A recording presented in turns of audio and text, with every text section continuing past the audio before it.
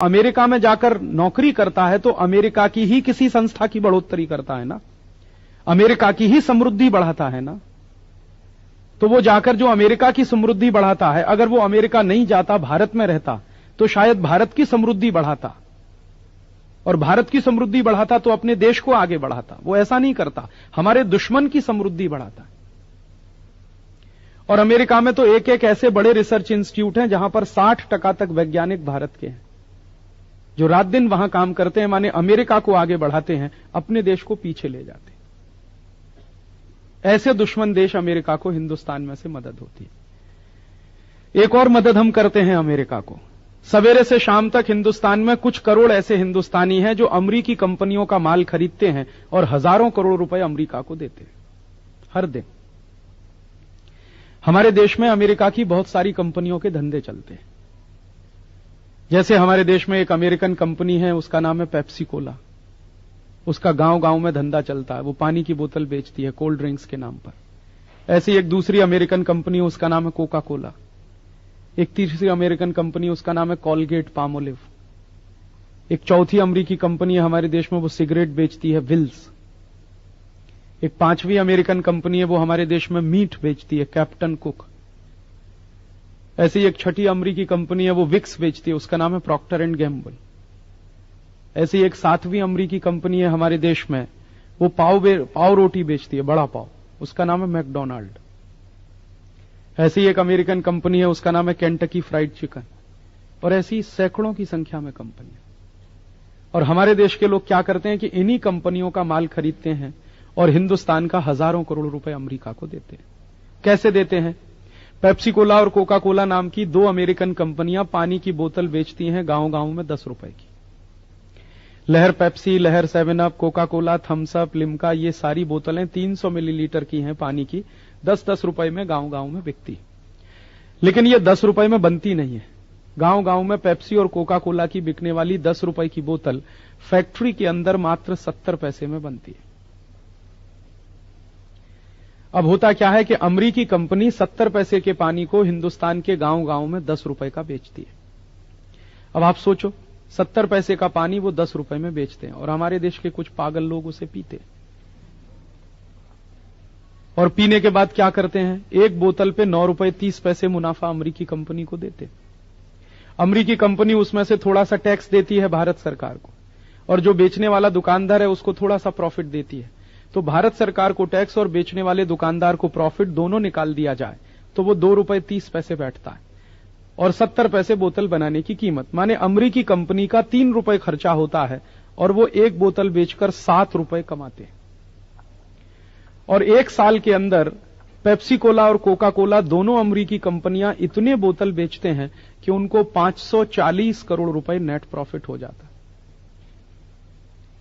और हर साल हिंदुस्तान में से पेप्सी कोला और कोका कोला की बिक्री के बाद 540 करोड़ रुपए हमारा दुश्मन अमेरिका के हाथ में चला जाता।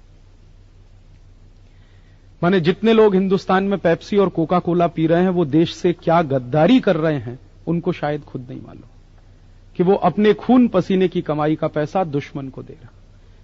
और जो लोग पेप्सी और कोक पीते हैं वो इतने इडियट हैं कि उनको खुद नहीं मालूम कि वो क्या पीते हैं। मैंने बहुत लोगों को पूछा जो पेप्सी कोक पीते हैं कि आप क्या पीते हो, आपको मालूम है? वो कहते हैं हमें नहीं मालूम हम क्या पीते। किसी को नहीं मालूम पेप्सी में क्या है, कोका कोला में क्या है। फिर मैंने उनको पूछा क्यों पीते हो, कुछ मजा आता है क्या उसको पीने में? तो वो कहते हैं नहीं नहीं, तकलीफ होती है उसको पीने। फिर भी पागल हैं, पीते रहते। क्या तकलीफ होती है? तो वो कहते हैं कि राजीव भाई जैसे ही पेप्सी कोला पीते हैं नाक में सनसनी होने लगती है, जलन होती है, फिर गले में सनसनी होती है, जलन होती है, फिर पेट में जलन होती है, फिर गैस बनने लगती है, फिर भी मरते जाते हैं, पीते जाते हैं गटागट। और कुछ तो इतने बड़े इडियट हैं कि एक दिन में 10-10, 15-15 बोतल पीते। और कुछ तो मैंने ऐसे पागल देखे हैं कि रोटी खाते खाते पीते हैं कोका कोला पेप्सी, पानी नहीं पीते, पेप्सी और कोक पीते। और मैंने यह भी देखा है पिछले 10 वर्षों में कि जितने ज्यादा पढ़े लिखे हैं उतने ही ज्यादा पेप्सी कोका कोला पीते। जो बिना पढ़े लिखे गांव के किसान है वो नहीं पीते, वो बहुत होशियार है। उनको मालूम है कि पेप्सी नहीं पीना चाहिए, कोक नहीं पीना चाहिए। वो बिना पढ़े लिखे हैं फिर भी इतने होशियार। और जो पढ़े लिखे हैं वो ही सबसे ज्यादा पागल है। और किस भाव में पीते हैं? 10 रुपए में 300 मिलीलीटर पेप्सी आता है। तो 20 रुपए में 600 मिलीलीटर, तो 30 रुपए में 900 मिलीलीटर, तो 33 रुपए में 1 लीटर। अब 33 रुपए लीटर का पेप्सी पीते हैं, 14 रुपए लीटर गाय का दूध नहीं पीते।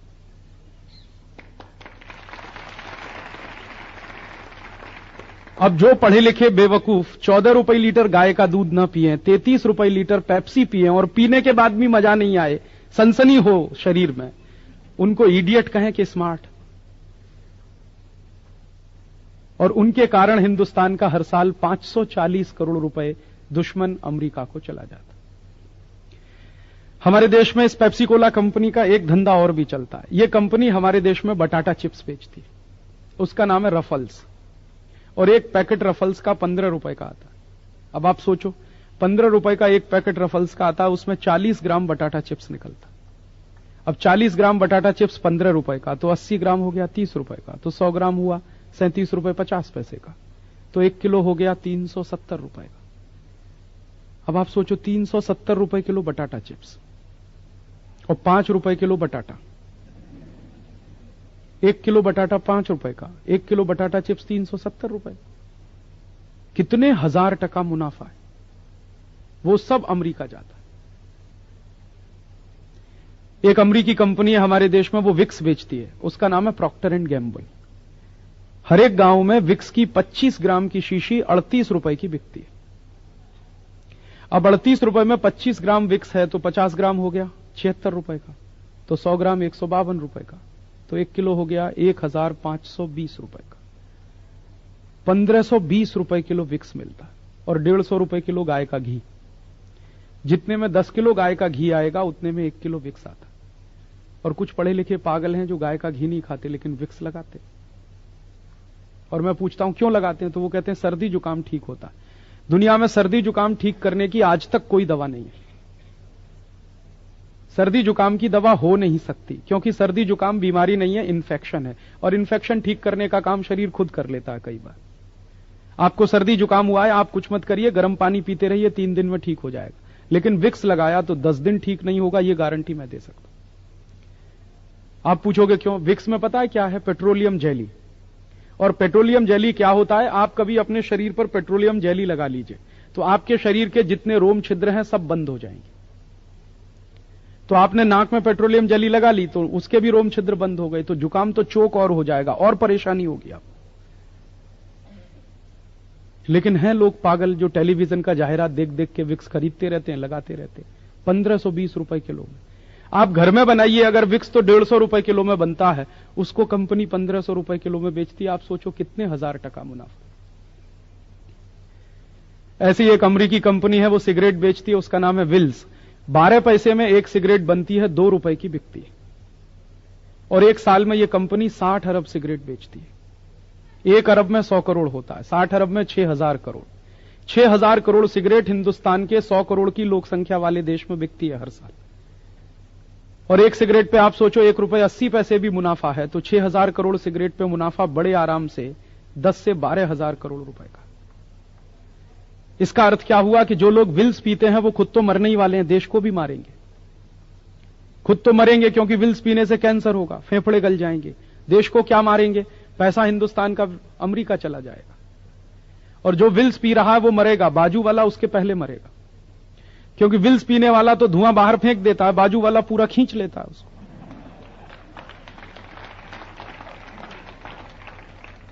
तो पीने वाला जब मरेगा तब मरेगा, बाजू वाला उसके पहले मर जाएगा।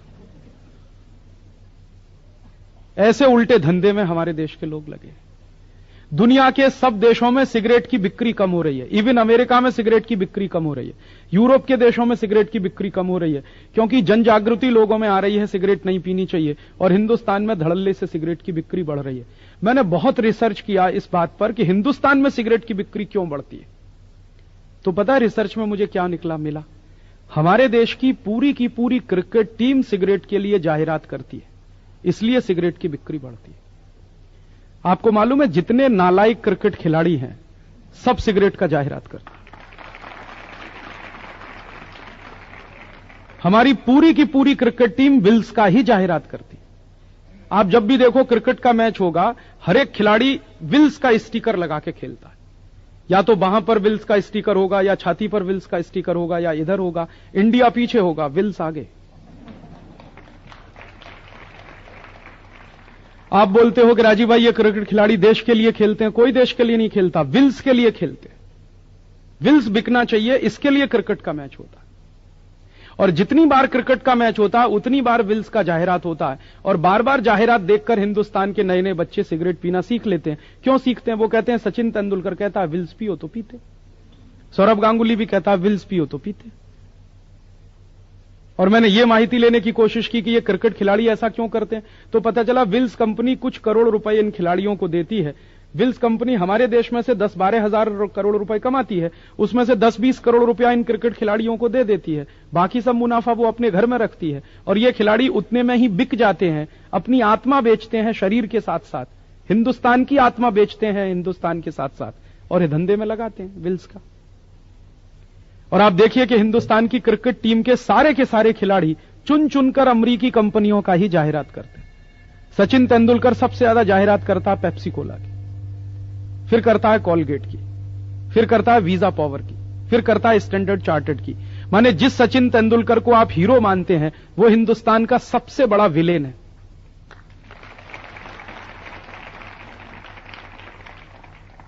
क्योंकि वो तेंदुलकर जाहिरात करता है सिगरेट की, पेप्सी की, कोका कोला की और इनकी कॉलगेट की या वीजा पावर की या स्टैंडर्ड चार्टर्ड की, ये सब अमेरिकन कंपनी है। तो तेंदुलकर की क्या कोशिश है कि ज्यादा से ज्यादा अमेरिकी कंपनियों का धंधा भारत में चले, तो ज्यादा से ज्यादा मुनाफा हिंदुस्तान का अमेरिका जाए। जो आदमी अपने देश का मुनाफा दुश्मन को देने के काम में लगा हो उसको हीरो कहें कि विलेन। और ऐसे विलेन का क्रिकेट मैच देखने के लिए 8 घंटे हम बर्बाद करते, हमारा भी दिमाग खराब हो गया। दिन भर बैठे बैठे क्रिकेट का मैच देखते रहे, करोड़ों घंटे देश के बर्बाद करते हैं, पैसा बर्बाद होता है देश। ऐसे दुष्चक्र में हमारा देश फंस गया है। और आप पूछोगे ऐसी कितनी कंपनियां हैं? पेप्सी कोला है, कोका कोला है, कॉलगेट है, प्रॉक्टर एंड गैम्बुल है, विल्स है। एक कंपनी है हिंदुस्तान लीवर है, नाम से ऐसा लगता है जैसे हिंदुस्तान की है, उसका असली नाम है यूनिलीवर, हॉलैंड की कंपनी है। जिस देश में जाती है उसी देश का नाम अपने साथ लगा लेती है। अगर ये कंपनी पाकिस्तान में जाएगी तो पाकिस्तान लीवर हो जाती है, ये भारत में घुस गई तो हिंदुस्तान लीवर हो जाती है, इंडोनेशिया में घुस गई तो इंडोनेशिया लीवर हो जाती है। लोगों को ऐसा लगता है कि अपने देश की है परदेशी। और ये हजारों करोड़ रुपए धंधे करके ले जाती है हमारे देश में से। ऐसी दोस्तों अपने देश में 4000 कंपनियां, कोई 500 करोड़ कमाती है, कोई 1000 करोड़ कमाती है, कोई 2000 करोड़ कमाती है। एक तो अमेरिकी कंपनी अपने देश में ऐसी आई है, वो एक ही साल में 3000 करोड़ रुपए कमाती है, उसका नाम है एनरॉन। आप जानते हैं महाराष्ट्र में एनरॉन कंपनी, वो बिजली बना के बेचती है। और जो बिजली हमारे महाराष्ट्र में 1 रुपए 70 पैसे यूनिट की पड़ती है, उसको एनरॉन कंपनी 4 रुपए 85 पैसे यूनिट में बेचती है। और साल में बड़े आराम से 3000 करोड़ रुपए कमा के ले जाती है। और ऐसा कितना पैसा हमारे देश का परदेश जाता है, वो माहिती लेने की जब हमने कोशिश की तो पता चला कि 4000 विदेशी कंपनियां हैं, एक साल में 80,000 करोड़ रुपए लूट के ले जाते हैं। और ये 80,000 करोड़ रुपए कहां जाता है? दुश्मन के हाथ में। अमेरिका में जाता है, ब्रिटेन में जाता है, फ्रांस में जाता है, जर्मनी में जाता है। ये सब देश हमारे दुश्मन हैं। यूरोप के देशों ने तो 200 साल हिंदुस्तान को लूटा, और उसी यूरोप के देशों की कंपनियों को फिर पैसा देते हैं हम लोग। और ये पैसा जो परदेश जाता है तो उससे 2 नुकसान होते हैं। एक तो दुश्मन के हाथ में पैसा जाता है, दुश्मन क्या करता है, वो पैसा पाकिस्तान को दे देता है। पाकिस्तान उस पैसे से क्या करता है? आतंकवादियों को पालता है। आतंकवादी क्या करते हैं? जम्मू कश्मीर के लोगों की हत्या करते हैं। या पाकिस्तान उस पैसे से क्या करता है? भारत पर हमला करता है।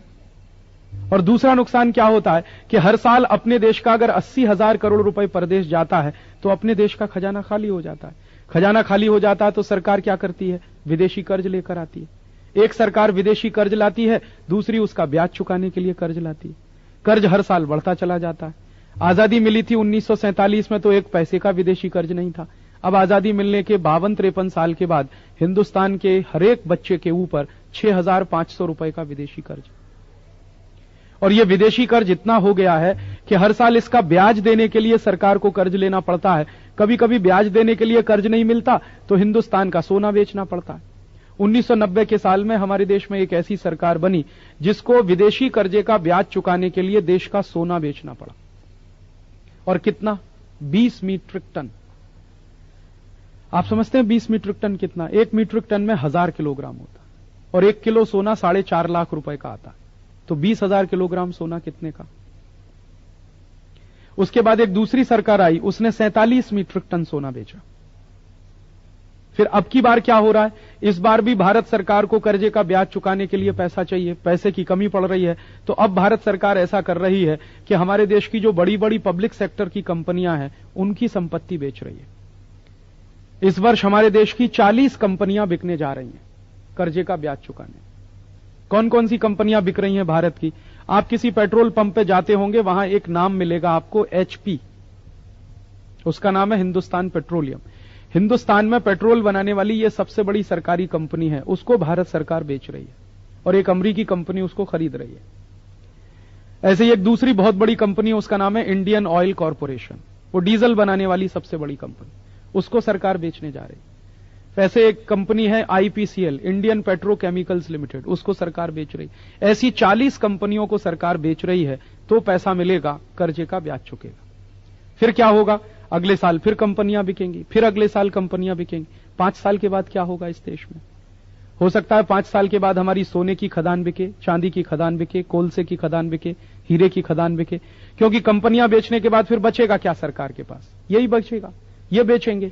और इसको बेचने के बाद क्या होगा? खेत बेचेंगे, खलिहान बेचेंगे। और इसी तरह से राष्ट्र की संपत्ति बिकती चली गई। तब आप सोचिए कि इस राष्ट्र की आजादी का क्या होगा। जिस राष्ट्र की आर्थिक शक्ति जितनी कमजोर होती है, वो राष्ट्र की राजनीतिक गुलामी उतनी ही ज्यादा होती है। हमारी आर्थिक संपत्ति सब विदेशियों के हाथ में चली गई तो हम फिर गुलाम होंगे। क्योंकि आज से 50 साल पहले, 52 साल पहले अंग्रेजों के गुलाम हम इसलिए थे कि हिंदुस्तान की सारी संपत्ति अंग्रेजों के कब्जे में थी। अब आजादी के 52-53 साल के बाद फिर विदेशियों के कब्जे में जा रही। ऐसा गंभीर संकट देश के सामने है। और एक और मुश्किल हमारे देश में हो रही है। आप पूछोगे क्या मुश्किल हो रही है? जब से इन विदेशी कंपनियों का धंधा भारत में ज्यादा चला, हमारे देश की स्वदेशी कंपनियां बंद होती जा रही। पिछले 8 साल में हिंदुस्तान की 3 लाख छोटी छोटी कंपनियां बंद हो गई, स्वदेशी, अपने देश की।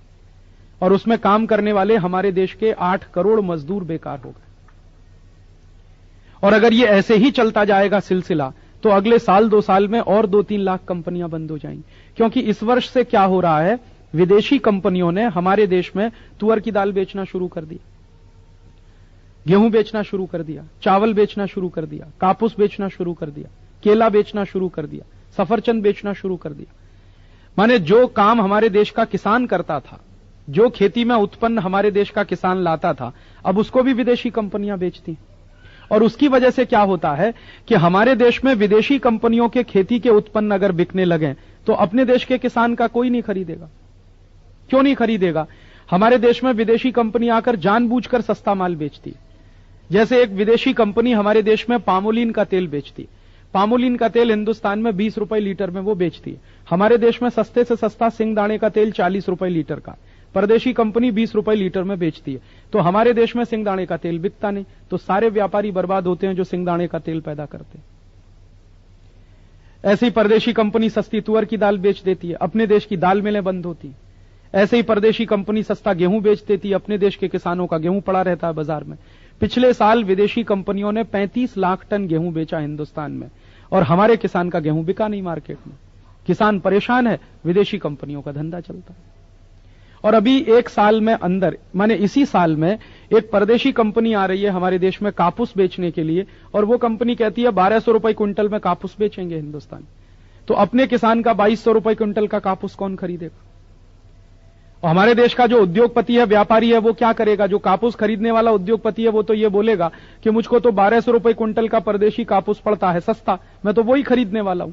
अपने देश का 2200 रुपए क्विंटल का कापूस नहीं खरीदेगा, तो अपना किसान मरेगा, उसको भाव नहीं मिलेगा, उसका माल नहीं बिकेगा।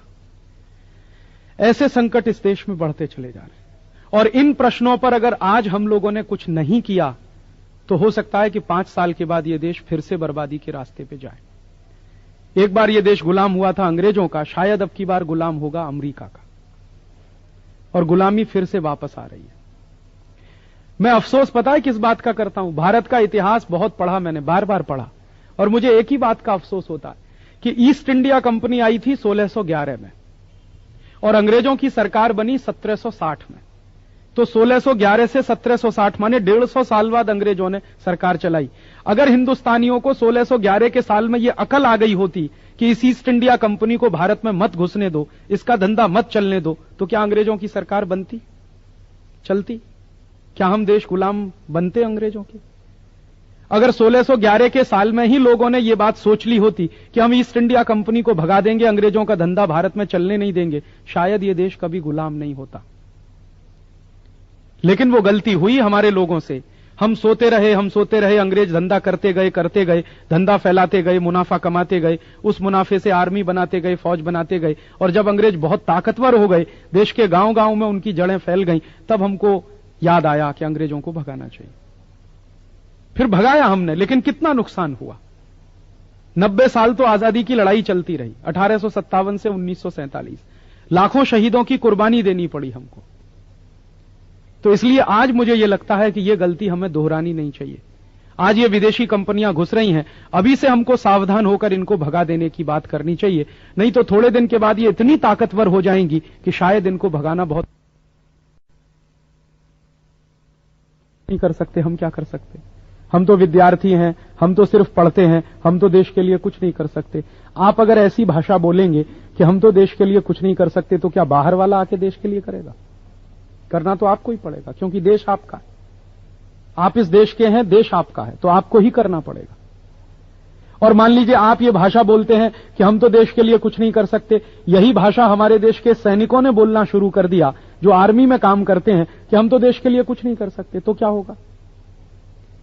कारगिल युद्ध लड़ने वाले अगर भारत के सैनिकों ने यह कह दिया होता हमारे देश के लोगों से कि हम कुछ नहीं कर सकते, पाकिस्तान ने कब्जा कर लिया, अब जो हो गया वो हो गया, हम कुछ नहीं कर सकते, तो हमारा देश तो खलास हो गया होता अभी पिछले ही साल। कम से कम हजारों वर्ग मील इलाका हमारा पाकिस्तान में चला गया होता। लेकिन हमारे सैनिकों ने ऐसा नहीं कहा कि हम कुछ नहीं कर सकते, उन्होंने ये कहा कि हम कुछ भी नहीं कर सकते तो मर तो सकते हैं देश के लिए। और 465 सैनिक मर गए तो देश बच गया। इसलिए आप कभी भी जीवन में ऐसी भाषा मुंह से मत निकालिएगा कि हम देश के लिए कुछ नहीं कर सकते। हम सब चाहें तो देश के लिए बहुत कुछ कर सकते।